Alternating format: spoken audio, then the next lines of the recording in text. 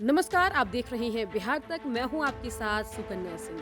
केंद्रीय मंत्री गिरिराज सिंह अपने लोकसभा क्षेत्र बेगूसराय पहुंचे और इस दरमियान हमारे संवाददाता से बातचीत करते हुए गिरिराज सिंह ने तीखा हमला एआईएमआईएम प्रमुख असदुद्दीन ओवैसी पर बोला और कहा कि असदुद्दीन ओवैसी जो है वो बीजेपी की बी टीम नहीं है, बल्कि ये जिन्ना की कॉपी है और ऐसी सोच की वजह से ही भारत का विभाजन हुआ।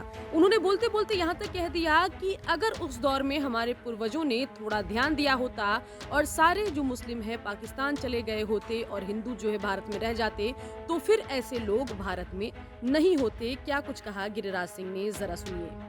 ओवैसी किसी का बी टीम नहीं है।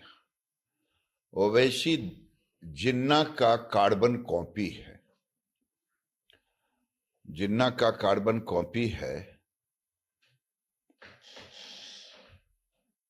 उनके सारे बयान को देखें तो समाज में जहर बोने के सिवा, समाज को तोड़ने के सिवा, हिंदू मुसलमान में खाई पैदा करने के सिवा उनका कोई बयान उससे अलग नहीं है। और वो पूरे देश में जिन्ना का बीज, जो जिन्ना देश का बंटवारा किया था, फिर ये इस्लामिक स्टेट और जिन्ना की तरह बांटने की साजिश, विभेद पैदा करने की साजिश, ये बीज बो रहे हैं देश के हर राज्य में।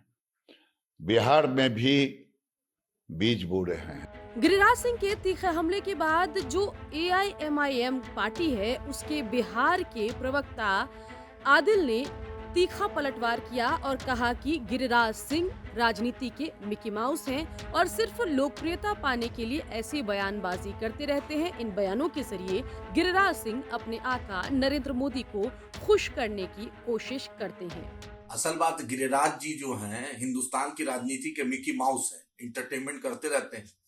नवादा से इनको भगाया गया तो बेगूसराय आ गया। बेगूसराय में भी काम कुछ किए नहीं है, तो कुछ ना कुछ अपने आका को, नरेंद्र मोदी जी को खुश करना है।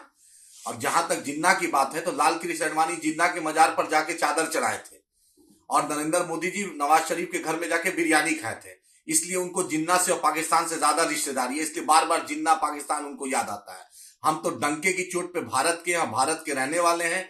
जिन्ना को हमने 1947 में ठुकरा दिया था, ये देश में रहा है, इंशाल्लाह यहाँ रहेंगे और डंके की चोट पर यहाँ चुनाव भी लड़ेंगे, जीतेंगे भी। दलित पिछड़ा, अति पिछड़ा, बैकवर्ड फॉरवर्ड, सबकी लड़ाई मिलकर लड़ेंगे और सबको इंसाफ दिलाएंगे। हम मजहब की राजनीति नहीं करते, हम इंसाफ की राजनीति करते हैं। और गिरिराज सिंह को इतना सीरियस नहीं लेना चाहिए, क्योंकि उम्र का तकाजा है, 75 के हो गए तो समझ सकते हैं ना, एज फैक्टर बहुत बड़ा फैक्टर होता है।